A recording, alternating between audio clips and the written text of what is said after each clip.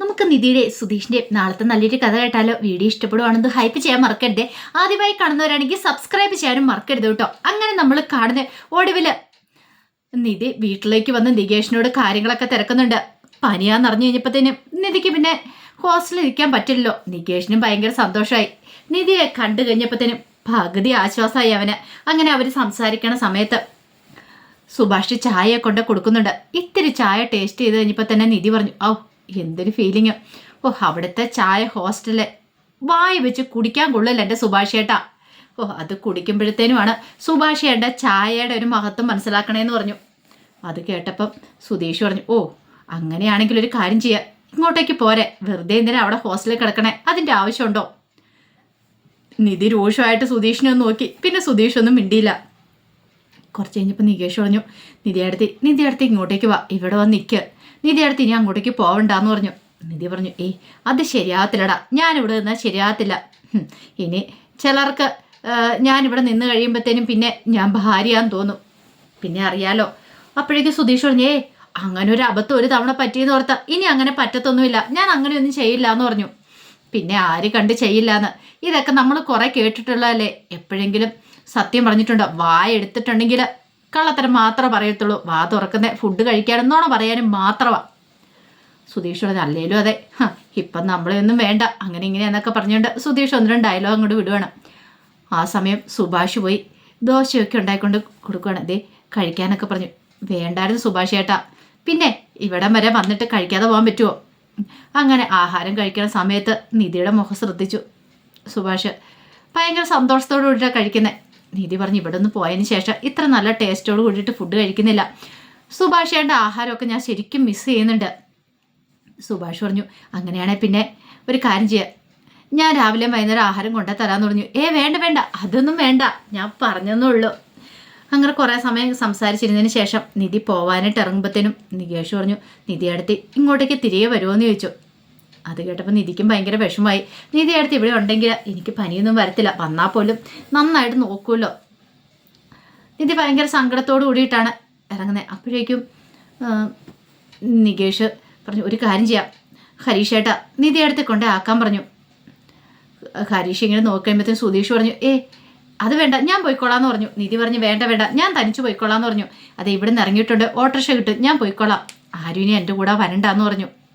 സുഭാഷ് പറഞ്ഞു, ഓട്ടോറിക്ഷ വിളിച്ചേട്ടെ? വേണ്ട സുഭാഷ് ചേട്ടാ, ഞാൻ ഇവിടുന്ന് അങ്ങോട്ട് പോയിക്കോളാന്നൊക്കെ പറഞ്ഞു. അങ്ങനെ നിധി ഇറങ്ങിക്കഴിഞ്ഞപ്പോഴത്തേനും സുധീഷ് പിന്നാലെ ചെല്ലുവാണ്. നിധി ചോദിച്ചു, എന്താ? അത് പിന്നെ സോറി കേട്ടോ, സോറി പറഞ്ഞല്ലോ, ഇനിയിപ്പോൾ അത് പറഞ്ഞുകൊണ്ട് പിന്നാലെ വരേണ്ട കാര്യമില്ല. അത് പിന്നെ അങ്ങനെയൊക്കെ സംഭവിച്ചാൽ വേണ്ട സുധീഷേ, ഇനിയിപ്പോൾ അതിനെക്കുറിച്ച് നമ്മൾ തമ്മിലൊരു സംസാരം വേണ്ട. അല്ല ഇവിടെ നിന്നുകൂടെ വീട്ടിൽ, ഞാൻ ഇനി ഒരു പ്രശ്നം ഉണ്ടാക്കത്തില്ല. ഇവിടെ വന്ന് നിൽക്കുവാണെങ്കിൽ എല്ലാവർക്കും സന്തോഷമായിരുന്നു, എല്ലാവർക്കും സന്തോഷമോ? അത് പിന്നെ എനിക്ക് സന്തോഷമായേനം. അത് കേട്ടപ്പോൾ നിധി പറഞ്ഞു, ഇനിയിപ്പോൾ സുധീഷ് ഇതിനെക്കുറിച്ചൊരു സംസാരം വേണ്ട. സുധീഷ് കുറേ നല്ല കാര്യങ്ങളൊക്കെ ചെയ്തു തന്നിട്ടുണ്ടോ? ഓ അത്രയെങ്കിലും സമ്മതിച്ചല്ലോ. അല്ല ഇതിനു മുമ്പ് ഞാനല്ലേ ഉണ്ടായിരുന്നുള്ളൂ ഇങ്ങോട്ട് കൂട്ടിക്കൊണ്ട് വരാനായിട്ട് ഒരു പ്രശ്നം വന്നു കഴിഞ്ഞപ്പം. എന്നിട്ടോ ഇപ്പം ഞാൻ കൊള്ളരുതാത്തവനായല്ലേ? നിധി പറഞ്ഞു, അതൊക്കെ ഓക്കെ, പക്ഷേങ്കിൽ സുധീഷ് നല്ല കാര്യം ചെയ്തൊന്നും ഞാൻ ഇല്ലയെന്ന് പറയണില്ല. പക്ഷേ സുധീഷ് എന്നോട് ചെയ്യാൻ പാടില്ലാത്ത കാര്യങ്ങൾ ചെയ്തു, അതെനിക്ക് ഒരിക്കലും സഹിക്കാനും ക്ഷമിക്കാനൊന്നും പറ്റുന്ന കാര്യമില്ലെന്ന് പറഞ്ഞു. സുധീഷ് പറഞ്ഞു, അതിന് കാരണം ഞാൻ പറഞ്ഞല്ലോ, എന്തുകൊണ്ടാണ് ഞാനങ്ങനെ ചെയ്തതെന്ന്. പെട്ടെന്ന് അങ്ങനെ മദ്യപിച്ച് വന്നു കഴിഞ്ഞപ്പോൾ എനിക്ക് അങ്ങനെയൊക്കെ തോന്നി, അതിന് ഞാനൊരു 1000 വട്ടം സോറി പറയുകയും ചെയ്തില്ലേ. അങ്ങനെ അവർ സംസാരിച്ച് നടക്കുന്ന സമയത്ത് അടുത്ത വീട്ടിലൊരു ചേച്ചി അവരോട് പാസ് ചെയ്ത് പോവാണ്. അപ്പോൾ അവർ കണ്ടു നിധി സുധീഷും സംസാരിച്ചു പോന്നെ. അപ്പം നിങ്ങൾ രണ്ടുപേരും വീണ്ടും ഒന്നായോ? നിങ്ങൾ തമ്മിലുള്ള പ്രശ്നങ്ങളൊക്കെ മാറിയോ എന്ന് ചോദിച്ചു. സുധീഷ് രൂക്ഷമായിട്ട് അവരെ ഒന്ന് നോക്കി.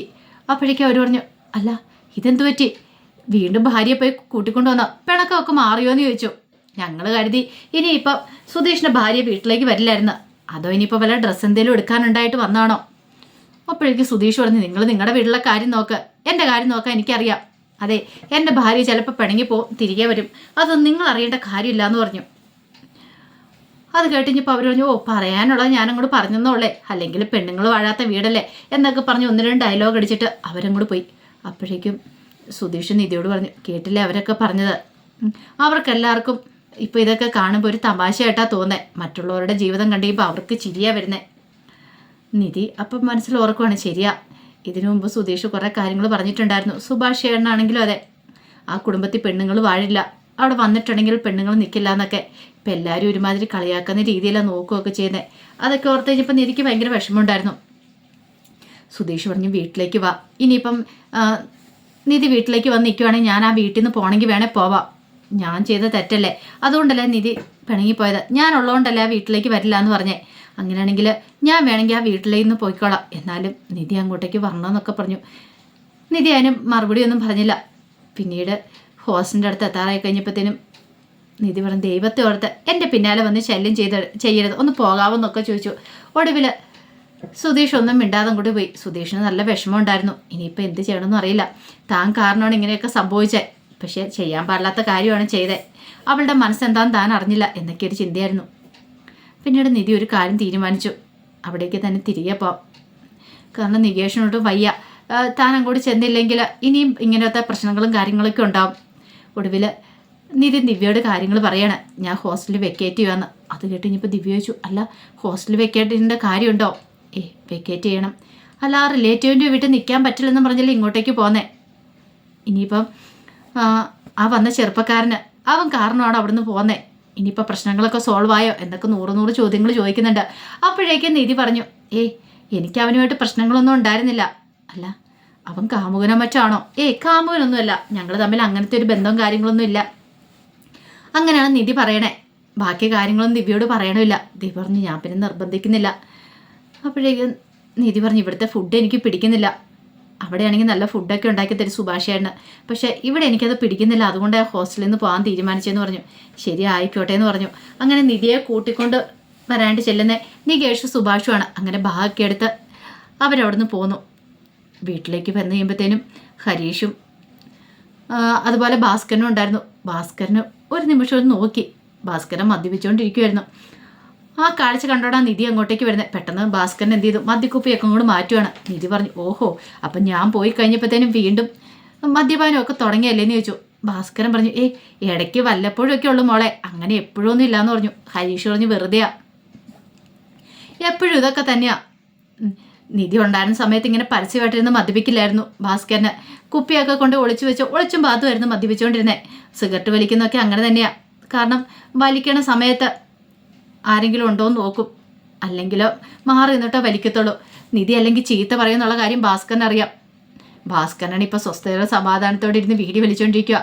അതും കൂടെ കണ്ടുകൊണ്ടാ നിധി വരുന്നത്. നിധി അതിന് ചീത്ത പറയുന്നുണ്ട്. അങ്ങനെ അകത്തേക്ക് നിധി കയറി ചെല്ലുവാണ്. കയറി ചെല്ലുന്ന സമയത്ത് സുധീഷിനെ വിശ്വസിക്കാൻ പറ്റിയില്ല. സുധീഷ് കട്ടിലേ കിടക്കുമായിരുന്നു. നിധിയെ കണ്ടു കഴിഞ്ഞപ്പോഴത്തേന് സുധീഷ് ചാടി എഴുന്നേറ്റു. താൻ കാണുന്നത് സ്വപ്നമാണോ അതോ മിഥ്യയാണോന്ന് അറിയില്ലാതെ പെട്ടെന്ന് ചോദിച്ചു നീ ഇങ്ങോട്ട് പോകുന്നതാണെന്ന് ചോദിച്ചു. എന്താ വിശ്വാസം വരുന്നില്ലേ? അല്ല സത്യമാണോ? അതെന്താ സുധീഷ് അങ്ങനെ ചോദിച്ചേ? അല്ല എനിക്ക് വിശ്വസിക്കാലോ അല്ലേ, ഞാൻ സ്വപ്നം കാണുന്നൊന്നും അല്ലെന്ന്. സ്വപ്നം കാണുന്നൊന്നും അല്ല, ഞാനിങ്ങോട്ടേക്ക് പോന്നു.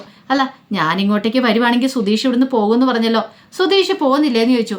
അത് പിന്നെ ഞാൻ ആ സമയം നികേഷ് സുഭാഷും ഒക്കെ ചിരിക്കുവാണ്. നിധി ചോദിച്ചു അല്ല സുധീഷ് എപ്പോഴാണ് പോകണമെന്ന് ചോദിച്ചു. ഞാനോ? അല്ല സുധീഷല്ലേ പറഞ്ഞേ ഞാൻ ഇങ്ങോട്ടേക്ക് വരുവാണെങ്കിൽ സുധീഷ് പോയിക്കോളെന്ന്, എത്രയും പെട്ടെന്ന് തന്നെ പോകണമെന്ന് പറഞ്ഞു. സുധീഷ് പെട്ടൊരവസ്ഥയായിപ്പോയി, എന്ത് ചെയ്യണമെന്നറിയില്ല. പിന്നീട് നിധി തൻ്റെ മുറിയിലേക്ക് പോവുക. ആ സമയം നികേഷ് വന്നിട്ട് സുധീഷിനോട് പറഞ്ഞു ഓഹോ അപ്പം അങ്ങനെയായിരുന്നില്ലേ കാര്യങ്ങൾ, അപ്പം അങ്ങനെ വരട്ടെ. എടാ ഞാൻ എങ്ങോട്ട് പോകാനായിട്ടാ? അതിന് അവൾ വന്നെന്ന് കരുതി ഞാൻ പോകേണ്ട കാര്യമുണ്ടോ? ഒരു കാര്യം ഞാൻ പറഞ്ഞേക്കാം, നിധി അടുത്ത് ഇവിടെ നിൽക്കണം, അതിനിപ്പോൾ സുധീഷേട്ടൻ വീട്ടിൽ നിന്ന് പോയിട്ടാണെങ്കിലും കുഴപ്പമില്ല എന്ന് നികേഷും കൂടെ പറഞ്ഞു കഴിയുമ്പോഴത്തേനും സുധീഷിന് എന്ത് ചെയ്യണമെന്ന് അറിയില്ല. അപ്പോൾ അതിൻ്റെ കഥകളൊക്കെയാണ് നമ്മൾ കാണാനായിട്ട് പോകുന്നത്. ആ കഥകളൊക്കെ നമുക്ക് എല്ലാവർക്കും കാത്തിരിക്കാം കേട്ടോ. ഒരിക്കൽ കൂടി എല്ലാവർക്കും ശുഭദിനം നേർന്നുകൊണ്ട് നിർത്തുന്നു. നന്ദി.